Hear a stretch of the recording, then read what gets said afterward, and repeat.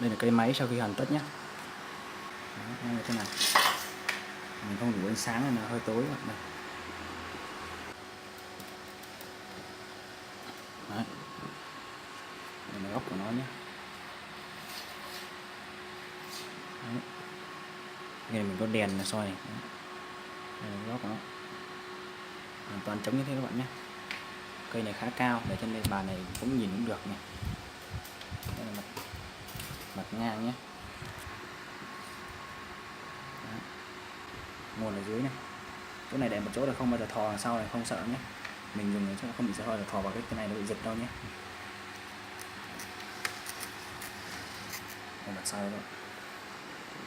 Nó dây điện là giấu hoàn toàn là sau cái men luôn. Nếu mà đây là cái khoảng trống của cái men mình chuẩn bị lên cấp đấy. Đây là cái men cũ, nó chỉ bé này thôi, men mới sẽ to bằng thế này.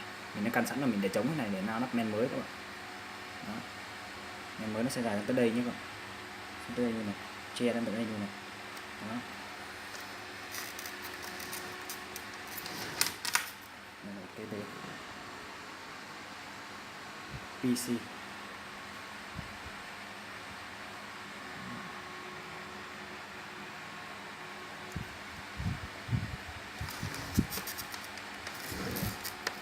Đây mặt trước. Hoàn toàn như vậy luôn. Nhìn cái nhựa chân không các bạn nhé, rất là trong, kính mica rất là trong. Đó, cái máy tính hoàn toàn như thế nhé. Mình thích cái kiểu máy tính để hở mạch này, nhìn nó chất các bạn, nhìn nó phê. Các bạn yêu điện tử có vậy không? Mà mình yêu điện tử nhiều, mình thích cái kiểu để trần truồng này, không thích để trong thùng nữa nhé. Đây là cái này giá đỡ để chống cái cạc nó đỡ bị nặng, đè nặng quá đây mình đỡ, cái này thành gì đỡ rồi, còn cái này đỡ chính này. Đó, đỡ chính ở đây. Thằng này cạc RX 570 nhé, 4GB RAM X, và nhiệt nước, CPU 2 thanh RAM 100 cùi cho các bạn, SSD 250GB HDD, 500GB HDD, 2 ổ. Bây giờ mình sẽ test thử nhé. Đây là cây máy mình đã khởi động các bạn nhé. Đó. Tất cả đèn đều sáng này. Quạt dưới là hình như không quay các bạn này. Đó. Quạt không quay nhé. Quạt đứng im, nhiệt độ mát mà không quay luôn. Đó.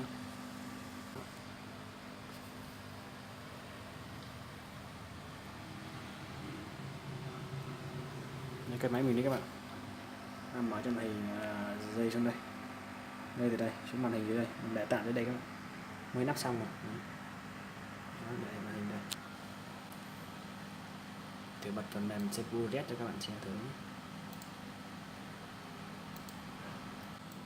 Đây phần mềm CPU Red các bạn nhé.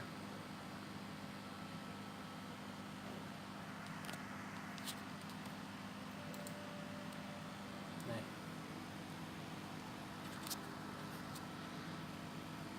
Nhiệt độ hiện tại đây.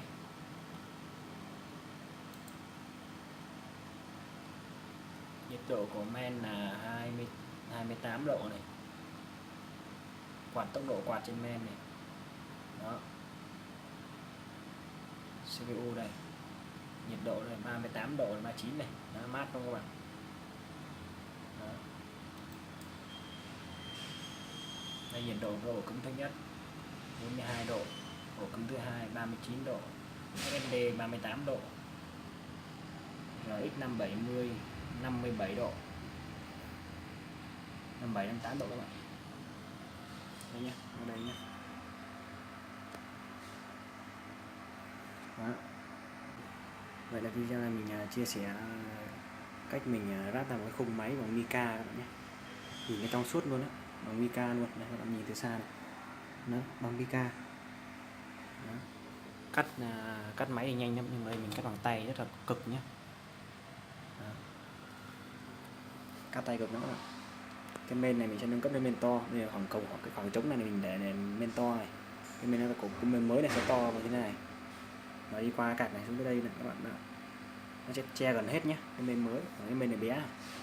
Nhờ các bạn nhìn nó trống rồi làm cái men khác vào mình sẽ quay video tiếp theo. Đó. Mình thích để kiểu trần này.